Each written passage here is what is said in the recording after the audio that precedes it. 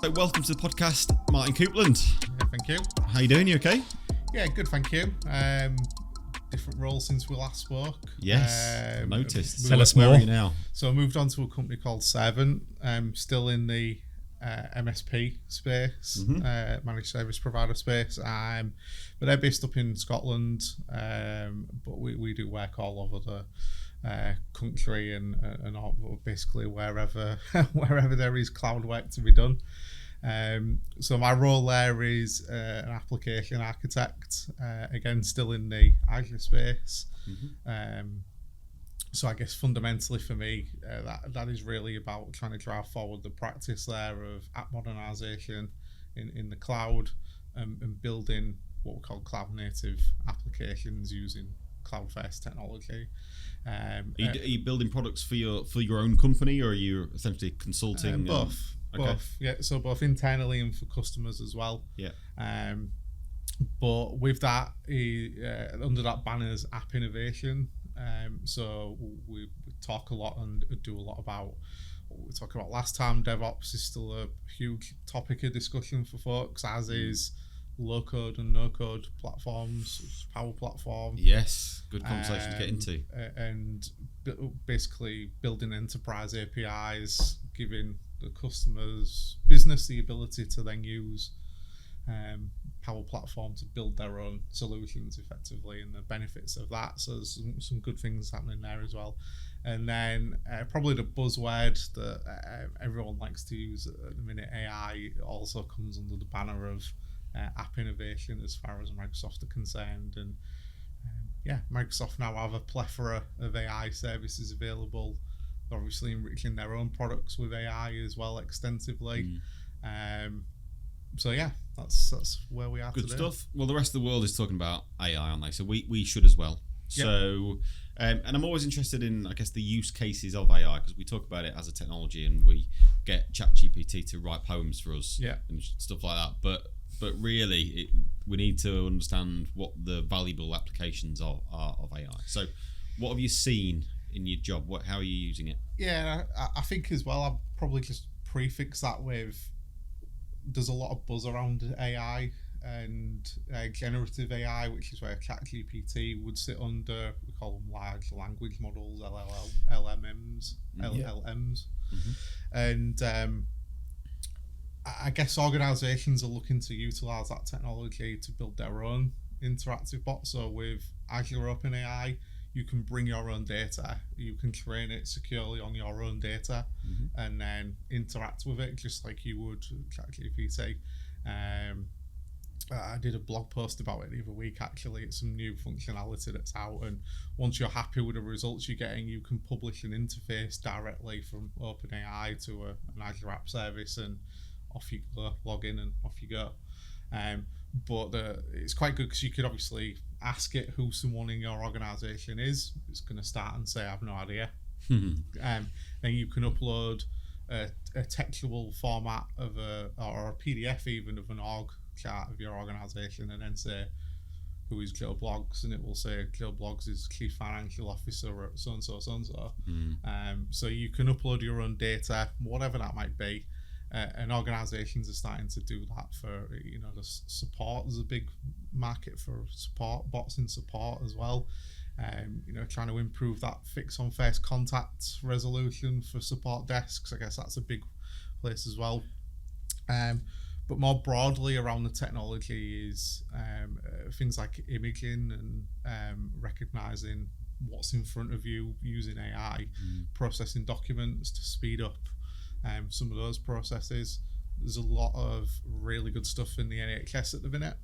Adam Brooks, so there's a case study about this on Microsoft's website, a product that they've built in collaboration with Microsoft called Osiris, and it is basically there to speed up the detection of cancers through AI and imaging, and they can detect cancer up to a year before a physician would, with some early results that they've shown. So they're doing more trials to see if they can replicate that success against different ethnic groups and different types of cancers, but they've got some really early promising results about using that technology in healthcare for an absolutely incredible reason. That's phenomenal, isn't it? And the speed that AI is evolving technology is evolving. If we're now talking 12 months, ahead of it, maybe coming to what a physician or a doctor would know, God knows what it'll be in 24 months' time when it's all evolved, and that's a great use of AI, isn't it? It is, and there's lots of use cases. And actually, I was looking at this the other day in preparation, and the earliest mention of artificial intelligence, it was in a book. I can't remember the name of the book, but in 1957, artificial intelligence was written down in a book. And really, AI is a banner for lots of different technologies. Automation could class as AI to a degree. We're taking inputs, we're making decisions, and generating a result based on those decisions, based on those inputs. Yeah. So there's lots of different areas that it can be. But if you use Deliveroo, AI is figuring out who is the best driver to pick up your order based on where they are, how quickly your order will be ready, what they're driving as well, which I was interested to find out. So if you're further away, they'll try not to send someone on a push bike. Someone on a motorbike's better placed to deliver that for you, so it gets there hotter. Same with Uber. Uber do their pricing quite controversially, and I guess famously based on how busy the area is. So if you ever go to an airport, for instance, the chances of you getting a cheap Uber are pretty much non-existent, because they inflate the pricing based on demand. Netflix. That's just supply and demand, isn't it? The market. It is. All markets have been doing that since forever. It is, and it's AI that's making those decisions. There's no human sat at the end in Uber HQ saying it's really busy here at the minute, let's make them more expensive. It's based on the amount of users opening the app in a certain area where they want to go. There's lots of decisions going to making that. And Netflix is probably the one that we're all most used to. You watch some videos about something, you are going to get recommendations for other things to watch that are similar. Same on YouTube, right? Or TikTok. You watch videos of cats, you will be recommended videos of cats because that's what they feel you like to watch.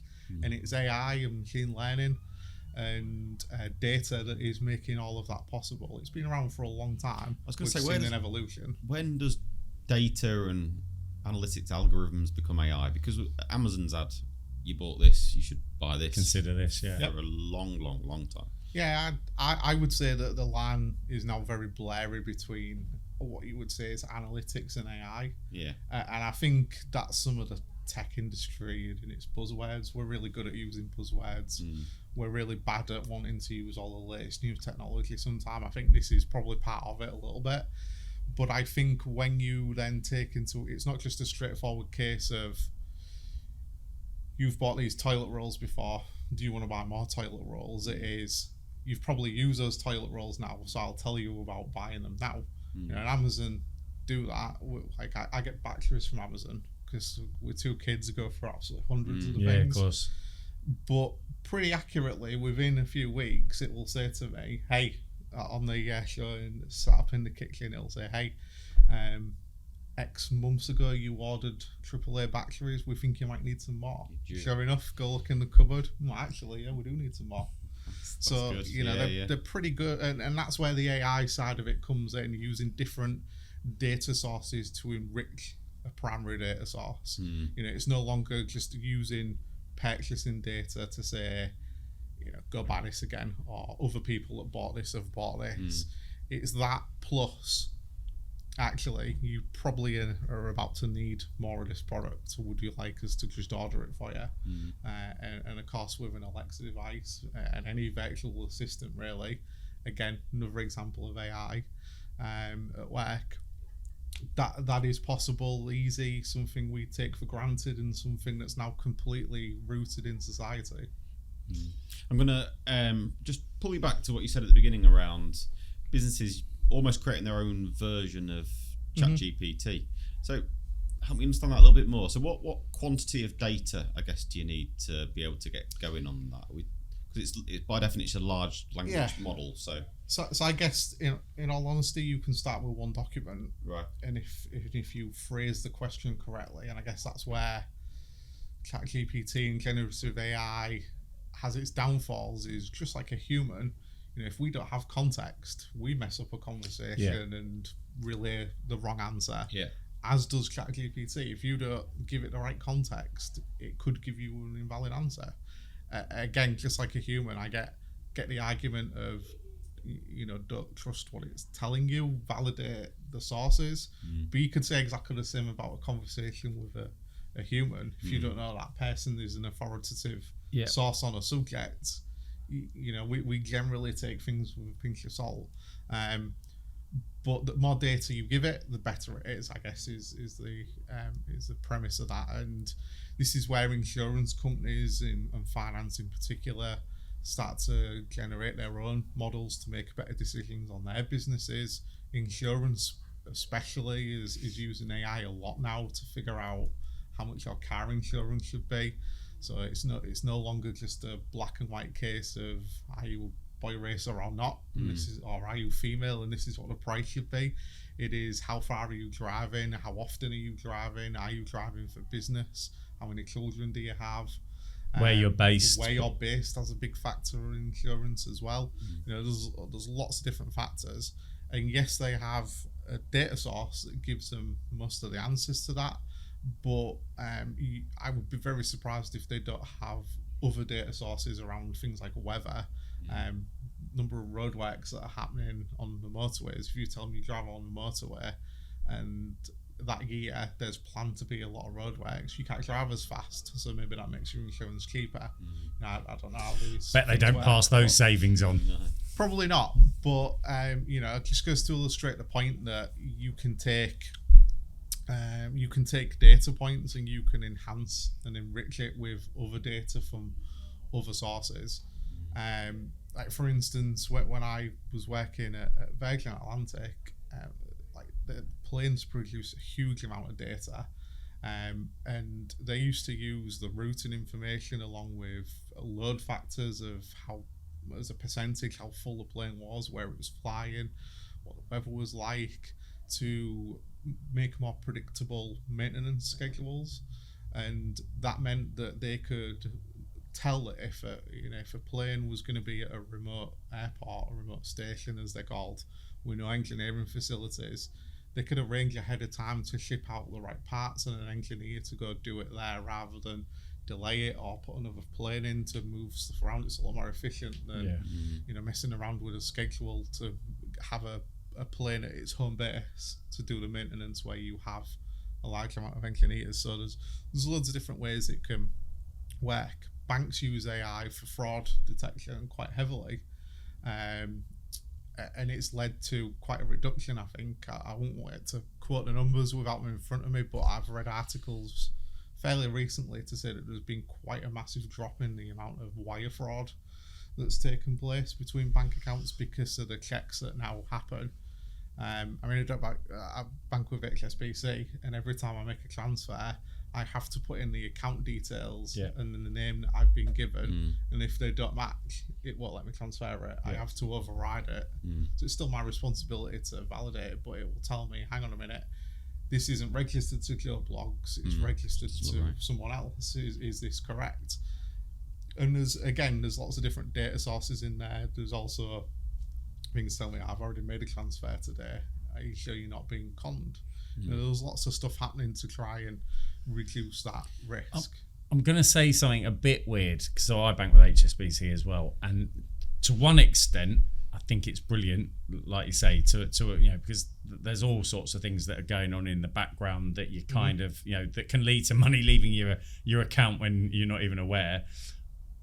But where will it end? Part of me thinks it starts. I know security is ultra important, but sometimes it's like, flip me, this is really onerous now. It's at some point it will get to a point where we'll be like, flipping hell, can you woe back? Yeah, and I think I would say that's I'd say that's the current discussion around risk of AI. Is I think as humans we can see the potential, and in some cases we don't like that potential, so we're a little bit adverse to where this might go in the future.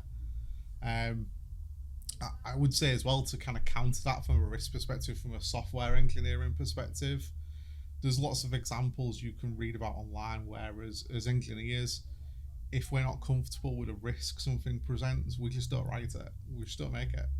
And we can understand that ahead of time. And there are examples of that happening before.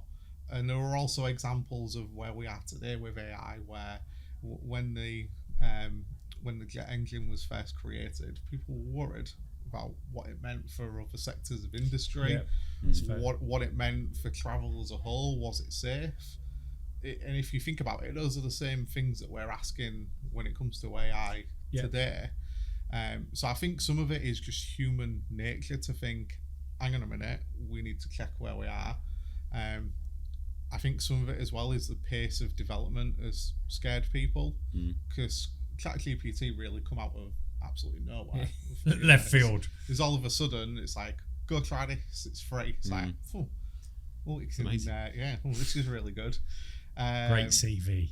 You know, and we've all messed around with some of the stuff it can do and got some great content out of it. I've had both great content, questionable content, just plain wrong content. And it's the more you use these tools and the more you figure out with the help of people's guides that you can set the context of it. So I could get ChatGPT to act as President Obama and respond to questions like Obama would. I can get it to act as all kinds of different scenarios. And again, it's that context, I think, that's really important in those things. But yeah, I think one thing I would observe from it though is when people start to equate intelligence with dominance, which I think is what's happening.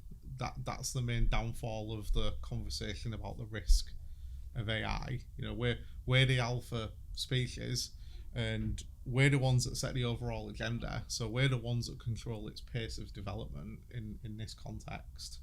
You know, we're the ones that say, you know, when AI systems do become smarter than us, and again, I don't like that term, because when I've created healthcare AI systems, I'm not a doctor. So is that AI system smarter than me? Of course it is, because I don't know the first thing about medicine. But with the help of clinicians, we've created the technology based on their data to answer those fundamental questions and improve patient outcomes for them. So, you know, I don't think saying when AI systems become smarter than humans, because I think I don't think that's a great argument.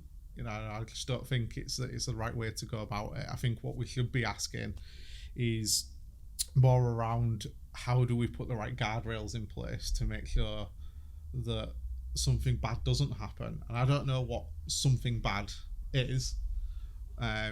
You know, when we talk about security in a bit, there's some examples I can show you and think of, but you know, I think the general conversation around it is just wrong, even with a human species. How practical is it to police the guardrails? I mean, that we've debated this before. It's kind of, yes, we can sit around here and we can agree some guardrails, but you know, unless the globe, everybody in the world plays by that, then you're only one person to break the guardrails, and we don't really know what we were letting ourselves in for.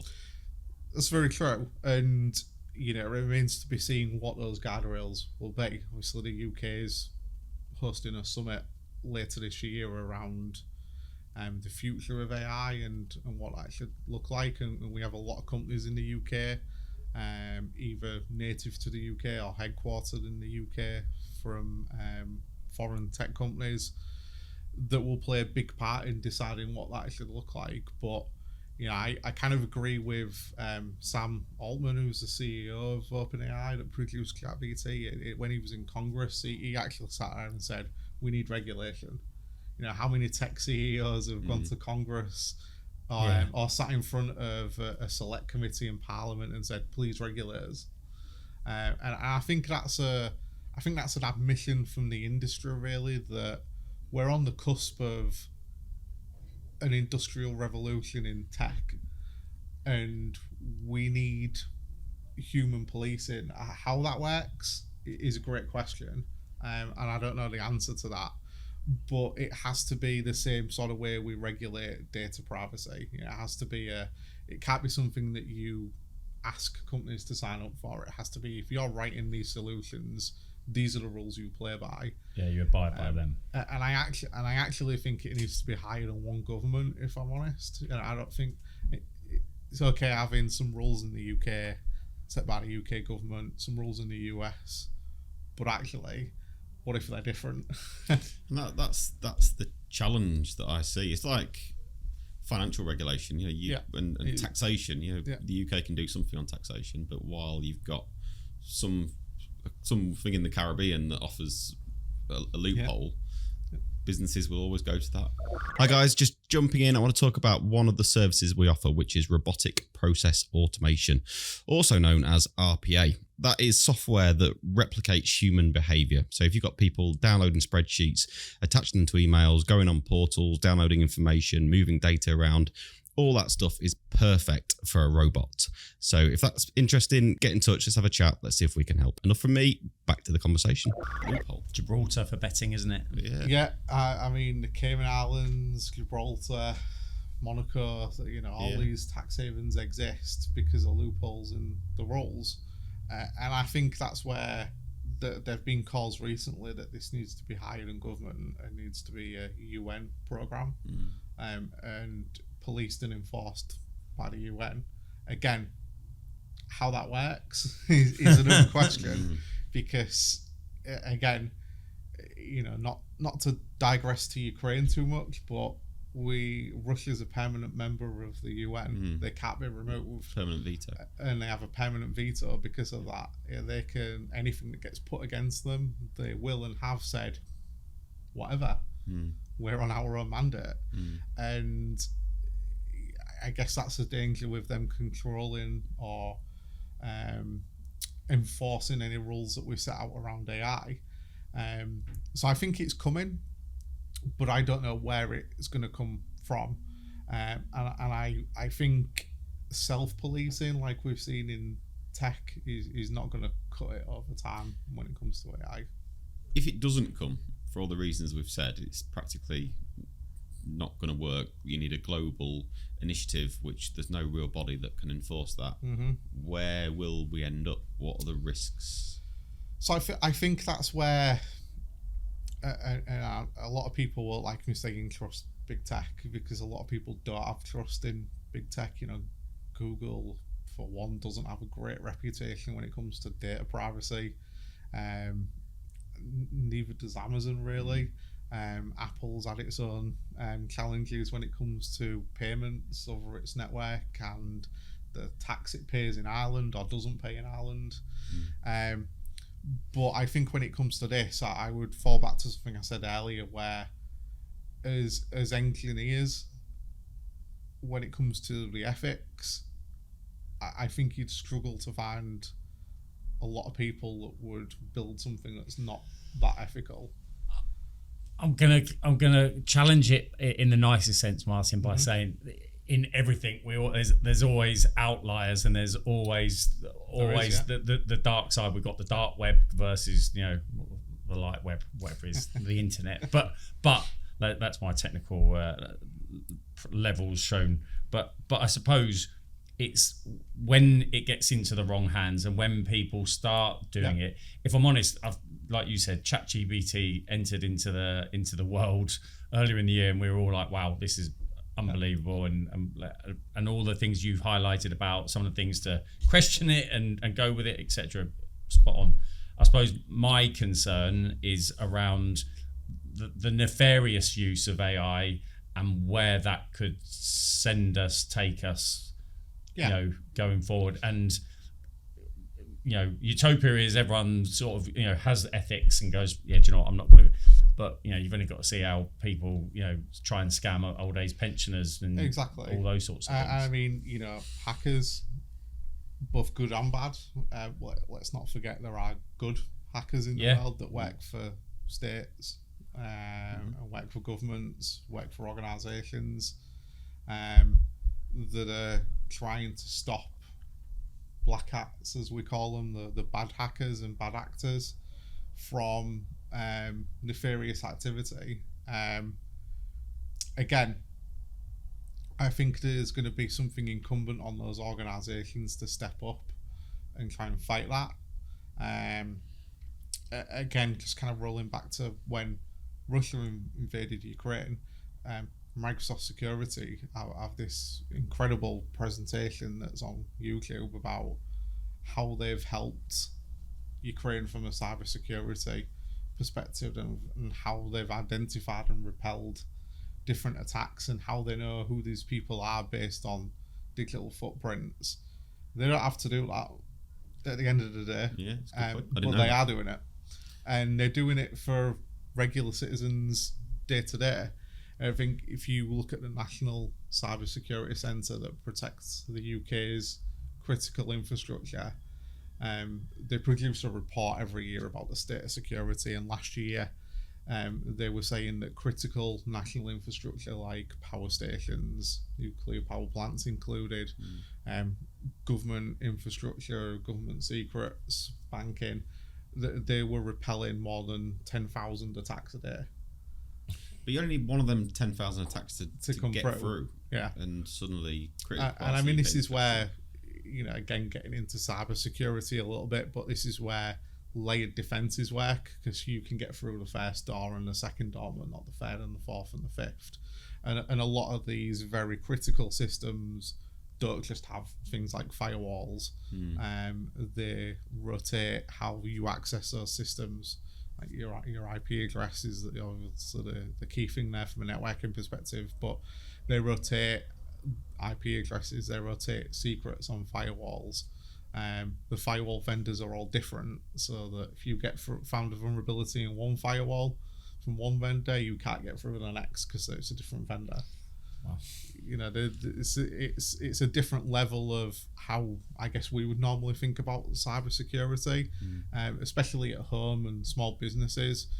But again, we are now at the point where I think security software is that good when it comes to stuff like this, that you will often find now and read about that it's a human that started that attack. The weakness in the chain is us. We've opened an email from someone we believe that we trust, and it happens to not be them. And all of a sudden, the whole network's been taken down. Like the NHS a couple of years ago, 3 years ago, was it? Had quite a big incident. A lot of GP surgeries had their data encrypted in a cyber attack, and that started from one person in a surgery somewhere opening an email and clicking an attachment, and because these systems are all connected, it just exploded, and because of poor practices, it exploded. So I think just like today, governments, software organizations and vendors and security organizations are trying to practice good security hygiene and basic security hygiene. It's like they always said in the pandemic, right? The best way to combat it was good hygiene, washing your hands, covering your mouth, just stuff that, quite frankly, I was amazed people don't do regularly anyway. But, same with cybersecurity, keep everything up to date and patched. Complex passwords, don't write passwords down, good firewalls, resiliency, backup, those sorts of things are all things that we can expand, I guess, in an AI world to also add layers of security. And I think, this is probably the biggest talking point, I think, is where does that regulation come from? How effective is it? And how do we stop bad actors? I guess the truth is we don't today. With people using the banking system to launder money, they're not stopped. They're found out during the process. We're always behind these people when it comes to activities like this, and I think we get ahead of them. I think we figure out how to catch them. It's an arms race, I guess, between different nations, between good cops, bad cops, gangs and non-gangs, and innovation all the time on both sides, and we just need to make sure that we try and stay ahead. It is, and it's probably good. Like security has a reputation of not being up to speed with a tech, and I think AI is an area where both professionals in government security agencies as well as large software organizations see the risk and see the risk early on. Right, there's there's a field called adversarial machine learning, which is about poisoning the data that you see on the screen to trick AI and machine learning into thinking it's something else. Right. I know as a podcast people won't see it, but these are stop signs with pieces of tape over. Mm-hmm. Pretty clear to us what that means. Yeah. In a Tesla, it thinks they're speed limit signs. Interesting. Why? Because that's how the AI reads it. Interesting. So I think the middle one is in fact, I think they're all the same, just at different angles. But I'm sure this is a speed limit change to 50 mile an hour, and that's how it sees it. Right. So as you're coming up to a stop junction, your Tesla says 50 mile an hour, boom, and off it goes. And these were researchers in Israel that did this and proved it, and it's now being fixed. Which again, the industry is very good at giving people time to fix critical things like this. Finding a defect. And the industry has an agreed time period where you can report a security incident to a company, and they have up to 90 days to fix that before you can publicly disclose it. Right. And if they don't, you can publicly disclose it. Can I ask you about low code, no code development? Because I think it's a really interesting area, an area that we're involved in. And for me, I see a big future for that in terms of fewer people writing code and more people configuring low code. So what sort of stuff are you doing? What's your experience around that? So I guess the first thing comes back to data a little bit is, kind of rewind right to the beginning. So Virgin Atlantic, we were an API data-driven company, right? What does that mean? It means we give people within the business the interfaces to our corporate data in a controlled manner, both securely filtering the data so that they only get what they're allowed to have access to. But then, if you think Joe Bloggs, who works in procurement, he knows the procurement world much better than I do. Yes, he could talk to a business analyst about, how IT can help him and go fix this. We could save time if we do this, and this. But actually, if you give them a Power Platform license and they go write their own Power App in a drag and drop canvas and connect to our enterprise APIs, they can fix that problem themselves and distribute their own application that's already got controlled access within our environment. You can't share them publicly. It's already got access to the data it needs. We know that data is being properly filtered based on who's accessing it. We know that they're allowed to access it, I guess is another key thing as well. They're authenticated and authorized to do that. But by having an enterprise API business, all we're basically saying is, we as an IT team are getting our data in order so that we layer APIs, application programming interfaces, where you can send requests to data to update or read or create or delete data. Not always delete in most cases. To integrate that into your Power Platform canvas. And anyone can use Power Platform. As a developer, I really struggle with Power Platform because I want to do fancy stuff with it, and you can't. So I go straight back to opening Visual Studio and do it in there. But again, businesses should be open to that approach because it's a great way to solve business problems. Like, who best to solve a business problem in procurement than someone in procurement? It's also quicker and often cheaper as well. So that leaves us as IT teams, I guess, to focus on the next big thing. We call it firefighting in IT, don't we? Where we talk about the problems of today versus the future of tomorrow. We can then focus on the future of tomorrow more if people are using our approved and updated methods of accessing corporate data, rather than everyone having a copy of a spreadsheet. That spreadsheet is translated into a proper managed data store that is backed up, controlled by IT. The access is controlled in there in a secure way, and your applications can then talk to it. It helps that shadow IT scenario as well that we all know and love to a degree. Does it not enhance shadow IT? Does it not? So in a way, it obviously does, because people are dealing with our own solutions, but they're building an interface and they're connecting to data that we already know and understand. They're not building a PowerPoint, they're not building an Excel with tons of macros that overnight becomes business critical. And then when Joe Bloggs goes on holiday and turns his PC off, the whole business falls apart because that's where it is. That's the scenario it stops, because it's all stored centrally and the data's all stored centrally. So yes, it is shadow IT, but it's controlled shadow IT. People create these spreadsheets and access databases because of the history of, I've asked IT for this and they've said it'll take 4 months.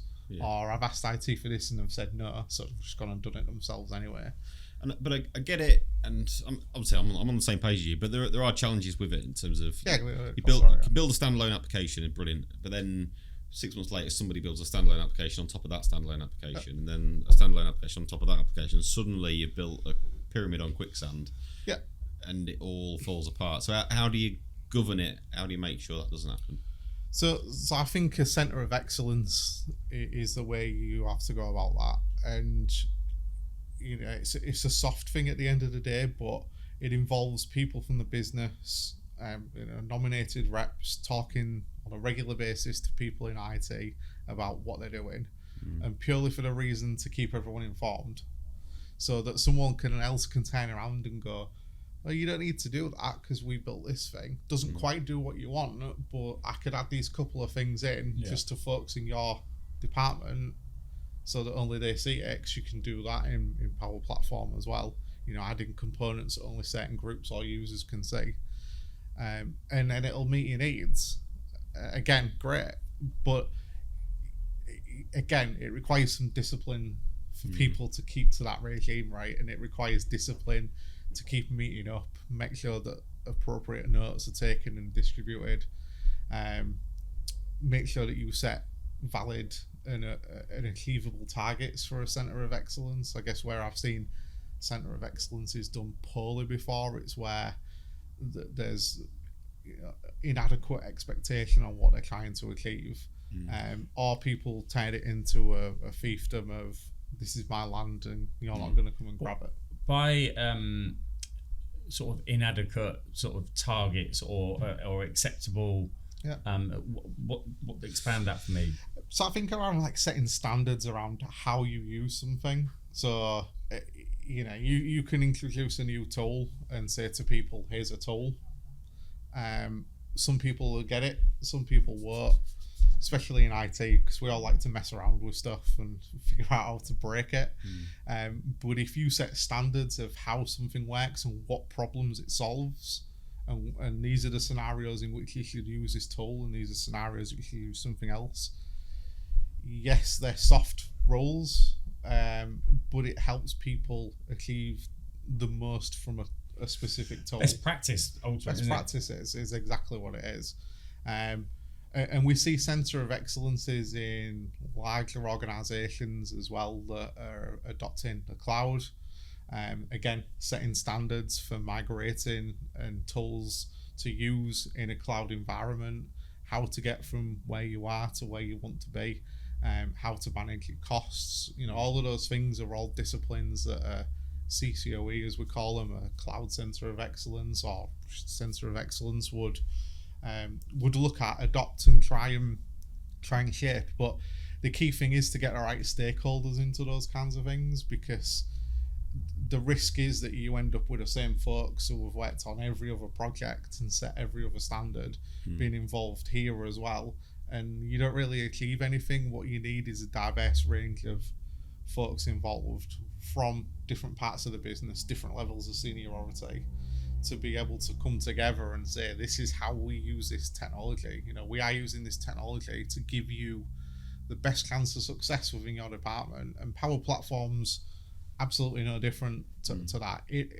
Strip it right back, it's a tool that accesses and presents data and runs workflows. Do you think people use it or push the boundaries of it? You don't use it for the right purposes? I do, and we saw that at Virgin as well, to be honest. So we had, I will say, we had great success working in the way I've just described, where we give people access to flight data, cargo data, operational data, and they went and they wrote their own apps, and they come up with some absolutely amazing solutions. And absolutely, there were cases where what they developed was done much quicker than what we could do, because we'd have had to capture and understand the requirements, design and architect a solution, and then go write the code to do that thing. Whereas in most cases, they were developing stuff for their own team, and it was fitting together well. And by going to the CCOE meetings, people could figure out what was already written, and I guess understand the bigger picture, which is important, because you're obviously representing your own team in that environment. So being able to see the bigger picture lets you see what other people are doing, improve your own skills, improve how you collaborate with other departments as well, and how you share that data, and that starts to make it a lot less of a lot more frictionless, I guess. So that's a real key way to do it, and it was really successful. But what we had to understand in that CCOE was, where's the tipping point, right? Where is the point where this person's making this app so complicated that we actually need to look at it as IT and write it as a software engineered solution rather than using a drag and drop interface? And that differed. You know, we didn't set rules around it. We had open discussions, right? And that was the best way to do it, because it's not a one size fits all problem, really. What it is a way to look at it and think, well, actually, if we take what you guys are doing and add what these guys are doing, actually we solve and unlock all of these possibilities and business problems, and that is adding real value, rather than as just, you know, saying go off and make your own apps. You know, that's bound to fail and bound to cause problems and bound to end up in duplicated effort, especially in larger organizations. So sometimes in with bigger issues or bigger challenges within a department, the Power Automate piece, where, like you said, the SME is very much, in the nicest sense, the way I'm going to describe it, is a sticking plaster to get them to a point where then they can bring in the IT development team to go, right, we're getting by, we've done this, but actually we need it to be more robust and more and sizable. Exactly. And part of the agile practice's job was to do value stream mapping. So basically map out a process, all of its inputs, how long each of those inputs took, where they come from, and that then let us better understand where teams could work better together, but also where the solution was becoming too big because it was relying on data from 15 different teams to go forward. That is where you start to look at enterprise integration and building enterprise solutions when you have big problems that touch many people. Where Power Platform should be aimed at is those small business solutions that help teams achieve stuff and get stuff done and save time themselves, not fixing the problems of the business. It's finding the balance, isn't it? And that you give enough control to the business, but at the same time you keep enough control that you don't start breaking things and causing chaos. Because that's the last thing and that can obviously have an adverse effect on business overall, or eventually that can have an adverse effect where we're manipulating data here that another team needs, and they end up not getting the information they want. So these folks have no knowledge that they've made this team's job 5 times harder by making their job easier. And that's where a centre of excellence has to work well, or has to be implemented, so that it can recognise those things and see where those opportunities are to make it better in a collaborative way, rather than, you know, I don't really care what happens to you guys. This is about my team. It's like, well, it is, but you know, if you do that, it's a bad thing over here, and if it's a bad thing there, it makes this thing worse as well. So that's why those things exist. That's why Centre of Excellences exist, or should exist, in organisations that are looking to push no and low code solutions, because at the end of the day, most of the time they're not technical people that are writing these solutions. They understand their part of the business very well, much better than we do as IT, and 99% of the time. But again, there's that conversation about guardrails and best practices. We're adding those in to make sure that we still achieve the goals of the business. Yeah. Last question. So the podcast is called Tomorrow's Workplace Today, and I've asked you this before, but I'll ask you it again, I think. So cast your mind forward 10 years. What are you seeing? What does the workplace of 10 years' time look like? So if I remember rightly, we were just coming out of the pandemic properly last time we spoke, and I think I might have said I don't see people returning to the office. I think you did. So that was completely nonsense advice, because not so much in the UK, but certainly overseas, and I think you'll see it if you look on the news, like Google are sending people back to the office, Apple are, a lot of big companies are saying, hey, get yourselves back into these very expensive offices. Whether that will still be the case in Europe and the UK, I don't know, but we still have quite a remote first culture, I think, as part of that. So it still stands here to a degree. But where will we be in 10 years? I think AI is obviously going to be a big driver in the future, whether we like it or not. And the whole notion of AI is going to take my job, I kind of get to a degree, but it's not a case of whether AI will take your job or not. It's whether you will let AI take your job, I think. And let's think about the jobs that AI will create. There'll be a whole, like, how many jobs existed 10, 15 years ago without some of the technology we have today, if you replay it backwards like that. So, will the office disappear? I don't think so. Will the way we work change fundamentally? In some areas, yes, it will.